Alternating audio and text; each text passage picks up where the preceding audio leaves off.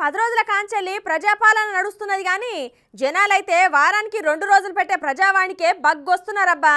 దేని లెక్క దాందే. ఇదైతే జప్ప నడుస్తుంది కావచ్చని అందరూ మబ్బుల్నే ప్రజాభవన్ కాడికి వచ్చి లైన్లు కడుతురు పోర్రి.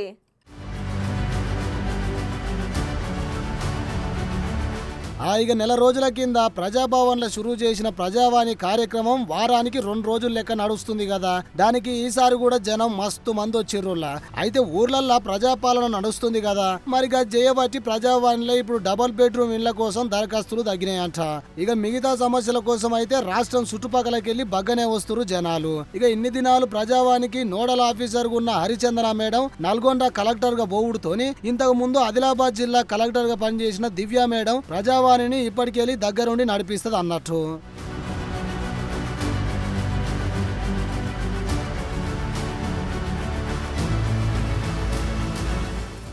పీపుల్స్ వారు దాంట్లో 98లో తిరిగిన 98లో సరెండర్ అయినా సార్.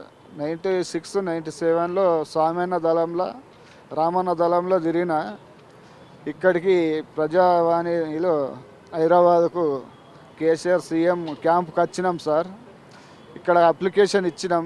అక్కడ కూడా 10 ఏళ్ళ నుంచి కేసీఆర్కి ఇచ్చినప్పటికి కూడా ఎవరు కూడా మాకు సాయం చేస్తలేరు, ఎవరు సహకరిస్తలేరు సార్. ఇప్పటికి 20 ఏళ్ళ నుంచి అసైన్మెంట్ కింద నాకు భూమి ఇచ్చారు. అది ఫారెస్ట్ వాళ్ళు వచ్చి భూమి కొట్టేసారు. దయచేసి సీఎం గారు మీకు దయచేసి చెప్తున్న మీడియా ద్వారా నాకు పాస్బుక్ దయచేసి ఇప్పించగలరని కోరుతున్నాం సార్. నాకు ఎక్సర్వీస్ కోట కింద 3 ఎకరాల స్థలం ఇచ్చారు. నేను ఎన్ఓసి గురించి అప్లై చేసి 3 సంవత్సరాల నుంచి తిరుగుతున్నా. కేసీఆర్ గవర్నమెంట్లో అసలు ధరణి అని నాకు ఎన్ఓసి రాలేదు. నాకు ఇప్పుడు ఈ కాంగ్రెస్ గవర్నమెంట్లో నేను చేసే రిక్వెస్ట్ ఏంటంటే, మాకు రూల్ ఉన్నది అసైన్మెంట్ ల్యాండ్ 10 ఇయర్స్ తర్వాత ఎక్సర్విస్మెన్కు ఎన్ఓసి ఇవ్వాలని. ఇప్పుడు నా ఫైలు కలెక్టర్ గారు సిసిఎల్కు పంపారు. ఈరోజు నేను ప్రజావాణిలో అప్లికేషన్ ఇచ్చినాను. ఈ అప్లికేషను సిసిఎల్కు పంపుతా అన్నారు. కాబట్టి నాకు తొందరలో ఎన్ఓసి ఇస్తే నేను దానిని సేల్ అమ్ముకోవచ్చు.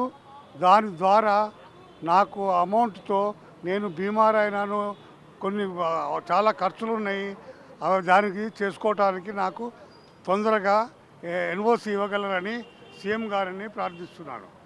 మాది ఇల్లందు మండలము, మామిడిగుండాల విలేజ్, కొత్తగూడెం, భద్రాద్రి జిల్లా.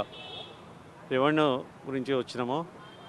1920లో కూడా మేము హైకోర్టులో ఆర్డర్ ఇస్తే కూడా 2018 దాకా పాస్బుక్స్, కంప్యూటర్ పానీలు మరియు మొత్తం టైటిల్ డీల్స్ మా తాతల కానుండి, మా తండ్రుల కానుండి మాకు, మా కొడుకుల పేరు మీద కూడా రిజిస్ట్రేషన్ అయ్యి కంప్యూటర్ పానీలు, పాస్బుక్స్ అన్నీ ఉండి కూడా ఉన్న తర్వాత ఈ తెలంగాణ గవర్నమెంట్ వచ్చిన తర్వాత 1B సర్టిఫికేట్ కూడా ఇచ్చిన తర్వాత ఒక రాజకీయ నాయకుడు భూమిని అమ్మమని చెప్పగా నేను అమ్మనన్నందుకు పాస్బుక్స్ రాకుండా మరియు ఇప్పటి వరకు ఆపినరు.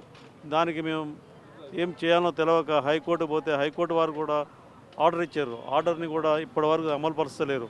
కావున మన కాంగ్రెస్ ప్రభుత్వం వచ్చిన తర్వాత ఇది వీరన్న న్యాయం చేస్తారనే ఉద్దేశంతో మన ఇక్కడ ప్రజావాణిలో అప్లికేషన్ ఇవ్వడం జరిగింది. అన్న, మాది ధరణిలా భూమి రికార్డులోకి ఎక్కలేదు. మా స్టార్టింగ్ 1970 నుంచి మా తాతల నాటి నుంచి భూమి మాకే ఉంది. అయితే ఆ భూమిని రీసెంట్గా 2018లో రికార్డుల నుంచి తొలగించి అక్రమంగా మా పాలలోకి భూమిని చేసేసారు.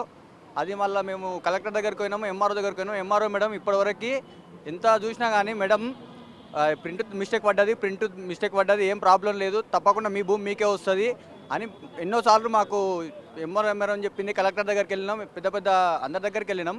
ఎవరి దగ్గరికి వెళ్ళినా న్యాయం కాలేదన్న. ఇప్పటివరకు తిరుగుతూనే ఉన్నాం.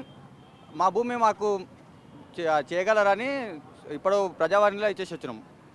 ఇక ఈ ముచ్చట గిట్లుంటే తెలంగాణ రాజకీయ నాయకుల భూభాగోతాలు రోజుకొకటి బయటకు వస్తున్నాయి. వాళ్ళ అధికారం, పైసల బలాన్ని చూపెట్టి కబ్జా పెట్టిన భూములని తిరిగి ఇప్పియమని గిట్ల ప్రజావానికి వస్తుర్రు. ఇగో గిడ చూడుర్రి, ఎప్పుడు ఏదో ఒక కబ్జాలో ఇరుక్కునే పాలమ్మి పూలమ్మి ఎమ్మెల్యే అయ్యి ఇప్పుడు మాజీ మంత్రి అయిన ఎమ్మెల్యే మల్లారెడ్డి బాధితులు అందరూ కలిసి గిట్ల ఫ్లెక్సీ పట్టుకొని శ్రీ మల్లికార్జున నగర్ వెల్ఫేర్ డెవలప్మెంట్ సొసైటీల మా భూములు మేడ్చల్ జిల్లా గుండ్ల పోచంపల్లి సర్వే నెంబరు 645 448/650ల మల్లారెడ్డి కబ్జా చేసిండు అని 600 మందికి పైగా బాధితులు ప్రజావాణిలో ముఖ్యమంత్రికి చెప్పుకునేందుకు వచ్చిర్రు. ఇప్పుడు గిట్ట తీసుకెళ్ళినామన్నా, అందరిదే తీసుకున్నాం. పేక్ బషీరాబాద్ పిఎస్కి రాసిచ్చినాడు ఏసీపీకి, వీళ్ళది ఏమన్నా చేయండి అని అన్నాడు. ఆయన ఏం పట్టించుకుంటలేరు. పోలీస్ స్టేషన్లో గిట్ట 4 రోజుల నుంచి పోలీస్ స్టేషన్లో ఉన్నాం. ఇవాళ ఇక్కడ వచ్చినాం మేము. ఆ రిప్లై కాపీస్ వెళ్ళైనా ఏమి ఇస్తలే మాకు. ఇరగొట్టగానే మా మీద ఎఫ్ఐఆర్ బుక్ చేసినాడు. ఆయన ఎఫ్ఐఆర్ బుక్ చేస్తే చేయండి భయ్, మా డాక్యుమెంట్స్ ఉన్నాయి. ఏసీపీని గిట్ట చూపించినాం, మొత్తం డాక్యుమెంట్స్ ఒరిజినల్ రిజెంట్లీ ఈసీ ఉన్నది. మాకు మనం పేరు మీదనే ఉన్నది మొత్తం ఈసీ. ఆయన ఏమంటే నా పేరు నీ చూపిరా భయ్, నా ఈసీ చూపిస్తాను, నీ ఈసీ చూపించమంటే ఆ నీ ఈసీ చూపిస్తాడు. ఫేక్ డాక్యుమెంట్ తయారు చేసిన అంటూ వీడియో గిట్ట ఉన్నాయి నాది. నోట్ నుంచి చెప్పినాడు మల్లారెడ్డి. సో అట్లా అన్ని ప్లాట్స్కి బ్రేక్ డాక్యుమెంట్స్ 22 ఫ్లాట్లు ఉన్నాయి మావి. 1990 అప్పుడు ఏ డెవలప్మెంట్ అప్పుడు ఎవరు చెప్పలేదా మీరు? చెప్పి ఎన్నిసార్లు చెప్పినా కానీ ఇంటర్నే లేరు, ఎవరు విన్నారా? అట్లనే కాప్రా సర్వే నంబరు 647/1, 648, 654ల భూమిని అధికార పార్టీ మంచిర్యాల కాంగ్రెస్ ఎమ్మెల్యే ప్రేమసాగర్ రావు నుంచి తమ ఫ్లాట్లను కాపాడాలనుకుంటా కాప్రా కృష్ణానగర్ ఫ్లాట్ ఓనర్స్ నిరసన చెప్పుకుంటా ధర్నాకు దిగిర్రు. ఇక సీఎం రేవంత్ రెడ్డి సారు మాకు న్యాయం చేయాలని ప్లకార్డులతోనే ఆందోళనకు దిగిర్రు. కొత్తగా రాష్ట్రంలో కాంగ్రెస్ పార్టీ అధికారంలోకి వచ్చినాక పెట్టిన ప్రజావాణిల భూ కబ్జాల ఫిర్యాదులే ఎక్కువ వస్తున్నాయట. మరి చూడాలే వీళ్ళందరికీ ఇప్పుడన్నా న్యాయం జరుగుతుందా లేదా అనేది.